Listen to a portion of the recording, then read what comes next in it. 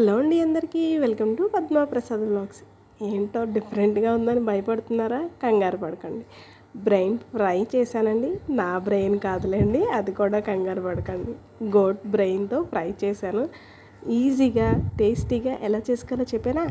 Pan పెట్టుకొని 3 స్పూన్ల దాకా ఆయిల్ వేసుకొని 1/2 టీ స్పూన్ పసుపు, రుచికి సరిపడా ఉప్పు, రుచికి సరిపడా కారం, అలాగే 1 స్పూన్ దాకా కచ్చాపచ్చా దంచుకున్న అల్లం వెల్లుల్లి పేస్ట్ వేసి, అల్లం వెల్లుల్లి పేస్ట్ మనం వేసుకున్న స్పైసెస్ అన్నీ ఆయిల్లో ఫ్రై అయ్యి పచ్చివాసన పోయేదాకా వేయించుకున్నాం.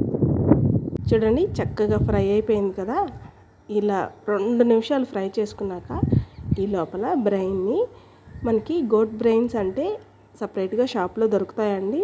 చక్కగా అవి తెచ్చుకొని కాసేపు ఉప్పు నీళ్ళలో నానబెట్టుకున్నాక ఇలా డైరెక్ట్గా వేసేసుకొని కాసేపు అలా వదిలేసేసి అడుగు భాగం కాస్త కొంచెం గట్టిపడ్డాక నిదానంగా గరిటెతో రెండో వైపు కూడా టర్న్ చేసుకొని కోడిగుడ్డు పొరుటు ఎలా చేసుకుంటాం అలాగే అండి. కాకపోతే కోడిగుడ్డు పొరుటులో ఆనియన్స్ వేస్తాం, ఇందులో వేయం, అంతే తేడా. చక్కగా మనం ఆయిల్, ఉప్పు, కారాలన్నీ వేసుకొని ఫ్రై చేసుకున్న గ్రేవీ ఉంది కదా, అది దాని మీద వేస్తూ చక్కగా గరిటెతో స్మాష్ చేసుకుంటూ చూడండి, ఈ మాదిరిగా నిదానంగా రెండు వైపులా ఈ మసాలా కారాన్ని పట్టించుకుంటూ ఇలా 2-3 ముక్కల్ని బయటలాగా చేసుకుంటూ ఫ్రై చేస్తే చాలా బాగుంటుందండి. వేడివేడిగా అన్నంలో వేసుకొని తింటూ ఉంటే ఆహా, వీటి టేస్ట్ కూడా చాలా బాగుంటుంది.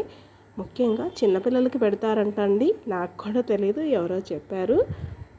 చిన్నపిల్లలకి పెట్టడం వల్ల మంచి గ్రోత్ ఉంటుందంట, బ్రెయిన్ షార్ప్ అవుతుంది అంటున్నారు. కానీ మనం కూడా తినచ్చు, మనకు కూడా బ్రెయిన్ పెరుగుతుంది కదా.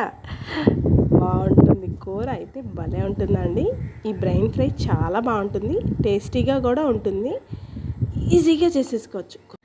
ఇలా బ్రెయిన్స్ దొరికినప్పుడల్లా ఇలా చేసుకొని చాలా బాగుంటుంది. చక్కగా ఫ్రై చేసేసుకొని ఫ్రిడ్జ్లో పెట్టుకుంటే 2-3 రోజులు పాడవకుండా ఉంటుందండి. వేడి అన్నంలో ఇది కాస్త వేసుకొని తిని ఒక ముద్ద రసం పోసుకొని తింటూ ఉంటే ఆహా, ఆ తృప్తి చాలండి. ఇంకా పొట్టకి హాయిగా భలే ఉంటుంది, నోటికి కమ్మగా కూడా ఉంటుంది. చాలా ఈజీగా క్విక్గా చూడండి ఎలా చేసేసుకున్నాముగా. ఫ్రై అయితే అయిపోయింది కదా. ఇప్పుడు మొత్తం ఒకసారి ఇలా కలిపేసుకున్నాం కదా, దీంట్లోనే లైట్ ఒక చెక్క నిమ్మరసాన్ని కూడా పిండేసుకుందాం. చూడండి, ఒక చెక్క నిమ్మరసాన్ని కూడా పిండేసాను కదా. ఇప్పుడు దీంట్లో కొంచెం కొత్తిమీరని వేసి మళ్ళీ ఇంకొక 2 నిమిషాలు ఫ్రై చేసుకుంటే అంతే అండి, మన బ్రెయిన్ ఫ్రై లేదా బేజా ఫ్రై అంటారు కదా, చక్కగా రెడీ అయిపోయింది మంచి టేస్ట్తో.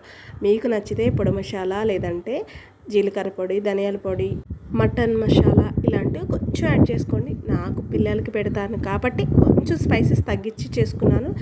ఇలా అయినా కూడా చాలా బాగుంటుంది. వేడి అన్నంలో కలిపి పెట్టేస్తే లొట్టలు వేసుకుంటూ తినాల్సిందే. నచ్చిందండి మీకు ఈ ఫ్రై? అయితే లైక్ చేయండి, మన ఛానల్ని సబ్స్క్రైబ్ చేసుకోండి. నేను మరిన్ని కొత్త వీడియోస్తో మేము ముందుకు వస్తూ ఉంటానండి. అన్నట్టు మర్చిపోయాను, బేజా ఫ్రై మీరు ట్రై చేస్తారు కదా, ట్రై చేస్తే ఎలా వచ్చిందో కామెంట్ చేయడం అస్సలు మర్చిపోద్దు.